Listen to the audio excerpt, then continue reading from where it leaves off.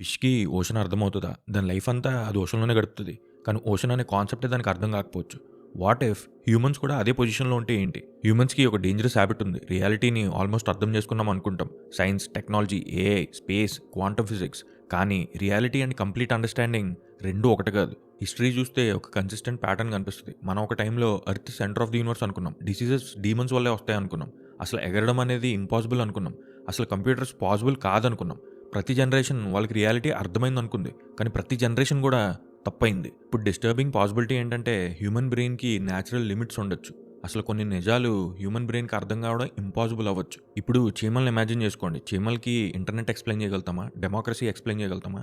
చీమలు స్టూపిడ్ కాబట్టి కాదు. వాటి కాగ్నిటివ్ సిస్టమ్ సఫిషియెంట్‌గా లేదంతే. ఇప్పుడు ఇమాజిన్ హ్యూమన్స్‌కి, హైయర్ ఇంటెలిజెన్స్‌కి ఉన్న గ్యాప్ హ్యూమన్స్‌కి, యాంట్స్‌కి ఉన్న దానికంటే చాలా పెద్ద గ్యాప్ అనుకోండి. అప్పుడు అడ్వాన్స్డ్ రియాలిటీ కాన్సెప్ట్స్ మనకసలు కనబడకపోవచ్చు. హ్యూమన్ సెన్సెస్ అనేవి చాలా లిమిటెడ్‌గా ఉంటాయి. మనం చాలా తక్కువ లైట్ స్పెక్ట్రమ్ చూస్తాం. చాలా తక్కువ డైమెన్షన్స్ ఎక్స్‌పీరియన్స్ చేస్తాం. చాలా తక్కువ సౌండ్స్ వినగలుగుతాం. రియాలిటీ మనం ఎక్స్‌పీరియన్స్ చేస్తుంది అది కంప్లీట్ రియాలిటీ కాదు. ఫిల్టర్డ్ వర్షన్ అంతే. మేబీ యూనివర్స్‌లో హైయర్ డిమెన్షన్స్ ఉన్నాయి. వేరే లెవెల్ ఇంటెలిజెన్స్ ఉంది. వేరే రియాలిటీస్ ఉన్నాయి. ఇప్పటి వరకు మనం ఏలియన్స్‌ని కనుక్కోలేకపోవడం అది డిస్టెన్స్ వల్లో లేదంటే ఇన్విజిబిలిటీ వల్లో కాదు.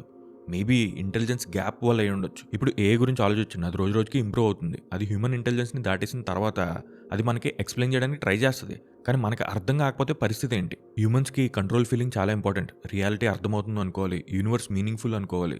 కానీ ఈ థియరీ చెప్పేదేంటంటే రియాలిటీ మొత్తం మనకసల యాక్సెస్ లేకపోవచ్చు. ఇమాజిన్ యూనివర్స్‌లో ఎక్కడో వేరే సివిలైజేషన్స్ ఉండొచ్చు. వాళ్ళని మనం అసలు డిటెక్ట్ చేయలేకపోవచ్చు. అర్థం చేసుకోలేకపోవచ్చు. రికగ్నైజ్ చేయలేకపోవచ్చు.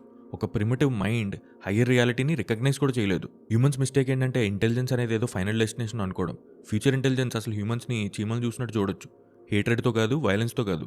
జస్ట్ చీమలు చూసినట్టు అంతే. స్కేరియస్ట్ పాసిబిలిటీ ఏంటంటే మనకి ఎంత తక్కువ తెలుసో మనకి తెలియకపోవడం. నెక్స్ట్ ఎపిసోడ్‌లో ఏలియన్స్ అసలు ఫస్ట్ కన్ఫర్మ్డ్ మెసేజ్ మనకు పంపినప్పుడు హ్యుమానిటీ అసలు ఎలా చేంజ్ అవుతుందో చూద్దాం. Until next episode keep questioning.